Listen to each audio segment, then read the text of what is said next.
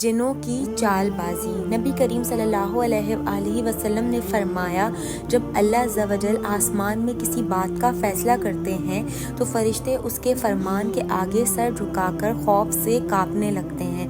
پھر جب ان کے دلوں سے اللہ عز و جل کے فرمان کی ہیبت دور ہو جاتی ہے تو وہ ایک دوسرے سے کہتے ہیں کہ تمہارے رب نے ابھی ابھی کیا فرمایا ہے؟ دوسرے جواب دیتے ہیں کہ حق بات فرمائی، اللہ سب سے بلند اور بڑا ہے۔ پھر شیاطین اللہ عز و جل کی باتیں چرانے کے لیے ایک دوسرے کے اوپر چڑھ کر آسمان تک پہنچ جاتے ہیں اور کچھ باتیں سن بھی لیتے ہیں قبل اس کے کہ وہ نیچے والے سے کہنے میں کامیاب ہو جائیں۔ ایک انگارہ آ کر انہیں جلا دیتا ہے۔